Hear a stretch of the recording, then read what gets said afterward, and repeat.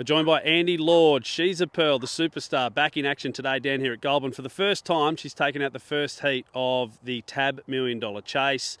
Andy, you've had a Ferrari parked in the garage for the best part of 3 months, mate. Was it good to see her out there revving around today?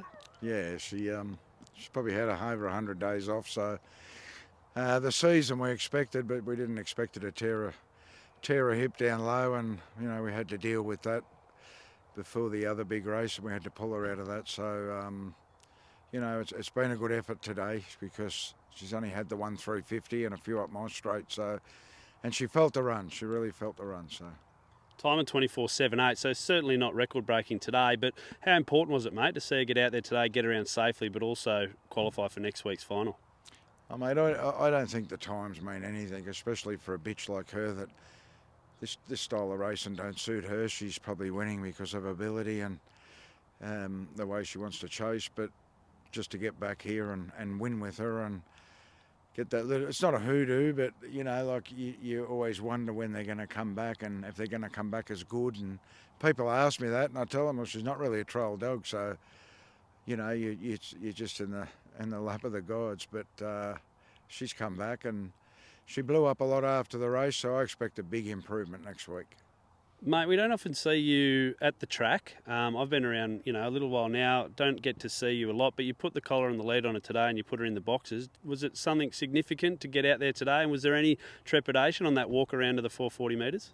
No, not really. I only come today because Paul wanted to go and see his kid, and he usually handles her, so it wasn't nothing to do with She's a Pearls racing, because there's a lot of work to be done at home, which I'm usually at home doing. But no, I enjoyed the day and got a couple other winners, and I'm just really happy that she's back.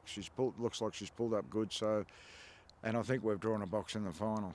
Yeah, mate, you're drawing the cherry, which I'm sure you're very pleased about. Mate, just finally on She's a Pearl, before we talk a little bit about Doonan, about 100 days since she last raced, and it was the $1 Million Chase final. Have you had any days or nights where you thought, well, I'm not sure if she's going to get back to where she was? Does she owe you anything? Can you talk a little bit about the journey from then to now?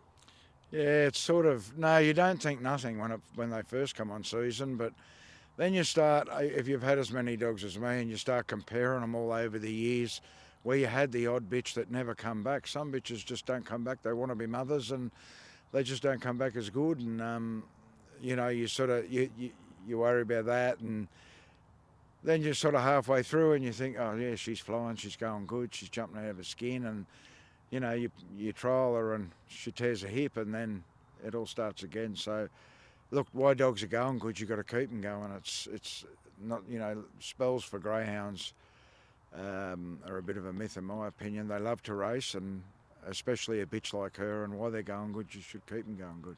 She's going so good, mate, that she's only about $9,000 off the record of Fender Bale for the most earnings in the history of the game. Is that something that motivates you, inspires you? No, not really. Horses for courses, and I suppose you have all them stats and that out there, but they don't sort of concern me one way or the other. In my opinion, there's dogs out there that have won $1 million that have won 4 group races, so they've done it really tough to get their million.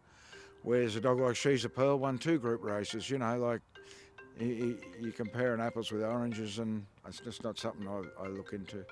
And Andy, Doona went around the second heat today. I think he ran second behind Aston Barrack. Were you pleased with his run? Because he's been off the track for about a month as well. Yeah, well, he's a dog that he's only ever raced his whole life at Wenny, and I can assure you he's not a Goulburn dog. He doesn't break 25 here, and his brothers and sisters are the same. But it was the last place for us, or other than Nara, and he wasn't quite fit enough for Nara to qualify. So look, he's in the final, and hopefully he can run a place too, and otherwise he'll have to qualify at Wenty. Mate, I think I speak for everyone in the greyhound fraternity. Great to see her back, great to see you back on track, and hopefully bigger and better next week. Thank you.